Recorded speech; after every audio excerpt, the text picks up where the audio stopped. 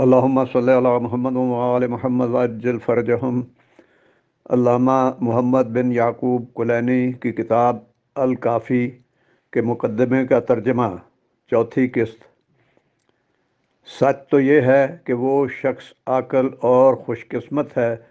جو دین کا علم حاصل کرنے اور اللہ کی معرفت حاصل کرنے کی سعی کرے۔ تمام خلقت اس معبود یکتا کی عبادت کرتی ہے جس کے احکام شریعت، امر و نواہی اور الہامی ہدایات پر عمل کرنے کی مخلوق پابند ہے۔ لہٰذا جب حجت تمام ہو چکی اور ثابت ہو گیا کہ ہماری زندگی چند روزہ ہے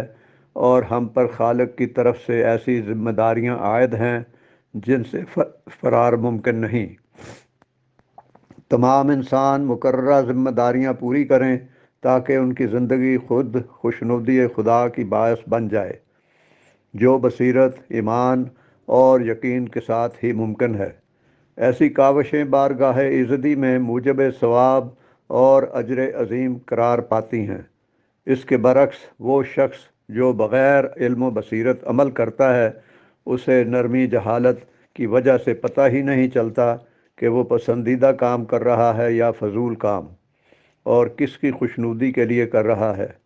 کیونکہ جاہل ہمیشہ اندھیرے میں تیر چلانے کی عادت کی وجہ سے خود اعتمادی کے فقدان میں ہوتا ہے، اس لیے اس کا ہر عمل رضائے رب سے عاری ہوتا ہے۔ یقین کی دولت سے مالا مال مومن تو بس وہی عمل اتباع معصوم میں بجا لاتا ہے جس میں اسے خوشنودی خدا کا پورا یقین ہوتا ہے، اور ایسا عارف اپنے ہر عمل میں شک و شبہ سے بلند و بالا ہوتا ہے، کیونکہ شکی آدمی نہ تو نیکی کی طرف رغبت کرتا ہے، نہ قرب خدا نصیب ہوتا ہے، نہ خضوع و خشوع میسر ہوتا ہے، اور اس کا درجہ کبھی بھی صاحب علم و یقین کے برابر نہیں ہو سکتا، جن کے بارے میں ارشاد خدا ہے، جو حق کے ساتھ شہادت دیتے ہیں وہی تو صاحبان علم ہیں، سورہ زخرف نمبر 86۔ ویسے بھی گواہی تو صرف وہی قابل قبول ہوتی ہے جس کی بنیاد مشاہداتی علم پر ہو، کیونکہ بغیر ذاتی مشاہدے کے کوئی بات یقین کے ساتھ کہی ہی نہیں جا سکتی۔ جو شخص یقین سے خالی ہو اور شک کے ساتھ عمل بجا لائے، اس کا معاملہ اللہ کے رحم و کرم پہ ہوتا ہے، چاہے تو قبول کر لے چاہے تو رد کر دے، کیونکہ ہر عمل کے لیے لازمی شرط اس کا امر الہی کے ماتحت ہونا ضروری ہے، پھر اس کا نہ صرف علم ہو بلکہ یقین بھی دل میں راسخ ہو، ورنہ عمل عبث کرنے والے میں اس کا شمار ہوگا، جیسا کہ اللہ کا فرمان کلام پاک میں ہے کہ لوگوں کے درمیان ایسا شخص بھی ہے جو نیکی و بدی کے درمیانی کنارے پر کھڑا ہوا ہے، اگر اسے بھلائی پہنچتی ہے تو مطمئن رہتا ہے، اور جب برائی پہنچتی ہے تو الٹے پاؤں واپس اپنے سابقہ دین یعنی کفر کی طرف پلٹ جاتا ہے۔ ایسے لوگ دین اور دنیا دونوں ہی جگہ صریح گھاٹے میں رہتے ہیں، سورہ حج آیت 11۔ ایسا اس لیے ہوتا کہ اس طرح لوگ بغیر علم و یقین کے کسی لالچ میں داخل اسلام ہوئے، یعنی یہ لوگ موقع پرست تھے۔ قول امام معصوم علیہ السلام ہے کہ جو شخص دائرہ ایمان میں علم و یقین کے ساتھ داخل ہوتا ہے، اسے اس کا ایمان ایسا نفع پہنچاتا ہے کہ وہ اپنے ایمان پر ثابت قدم ہو جاتا ہے۔ اس کے برعکس جو شخص بغیر علم و یقین ایمان لاتا ہے، وہ سرسری طریقے سے اسی طرح ایمان سے خارج بھی ہو جاتا ہے جس طرح ایمان میں داخل ہوا تھا۔ معصوم علیہ السلام کا ایک اور ارشاد اس طرح سے ہے،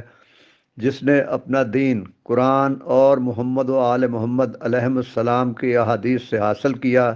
وہ شخص پہاڑ کی طرح دین پر قائم رہتا ہے، اور جس نے دین لوگوں کے اقوال اور فتاویٰ سے حاصل کیا، اس کا دین مردود ہے، کیونکہ فتوے دینے والے خود اپنے فتاویٰ کو بدلتی رہتے ہیں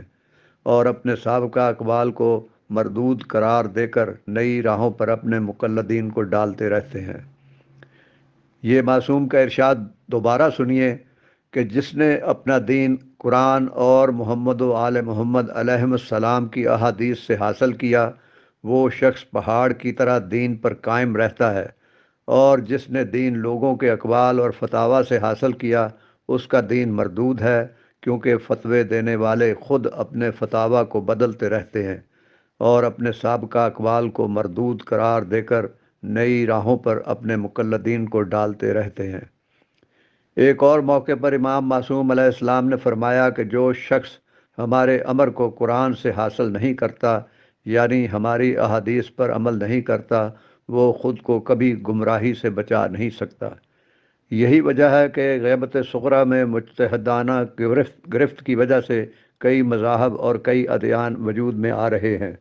اور لوگوں کو تقلید غیر معصوم کے ذریعے منافقت، کفر و شرک پر مبنی اعتقادات مسلک محمد و آل محمد علیہ السلام کے برخلاف مسلط کیے جا رہے ہیں۔ یہ سب خدا کی طرف سے توفیق اور عدم توفیق کی وجہ سے ہے،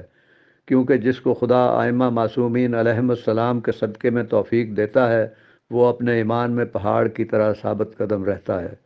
اور اس کو اللہ ایسے اسباب میسر کرتا ہے کہ وہ قرآن اور محمد و آل محمد علیہم السلام کے احادیث سے علم، یقین اور بصیرت حاصل کرتا ہے۔ یہی وہ لوگ ہیں جو ہر زمانے میں گمراہوں کے مقابلے میں دین کے پہاڑ بن کر سر بکف رہے۔ اگر اللہ کسی کو اپنے سے دور رکھنا چاہے تو اس شخص کا دین بھی محض عارضی اور سرسری ہوتا ہے، جس سے ہم سب لوگ خدا کی پناہ طلب کرتے ہیں۔ ایسی گمراہی کے اسباب یہ ہیں: نمبر 1، استحسان اور تقلید غیر معصوم اور بغیر علم لدنی و الہامی بصیرت کے آیات قرآنی کی تعویل۔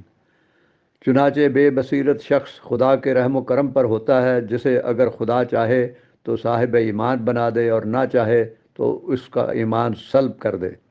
جو شخص صبح کو ایمان والا ہو اور شام کو کافر ہو جائے، یا صبح کو کافر ہو اور شام کو ایمان والا بن جائے، تو حتمی طور پر کبھی بھی مومن نہیں ہو سکتا،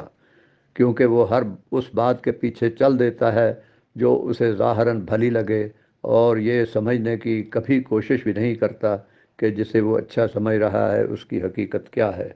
اللہم صلی علی محمد و آل محمد وعجل فرجہم۔ آپ سب بھی مولا علی علیہ السلام کے دامن کو تھام کے رکھیں اور امام زمانہ عجل اللہ تعالی فرجہ الشریف کے جلد ظہور کے لیے دعا کرتے رہا کریں، اور یہ پیغام اپنی اگلی نسلوں تک پہنچائیں۔ اللہم صلی علی محمد و آل محمد وعجل فرجہم۔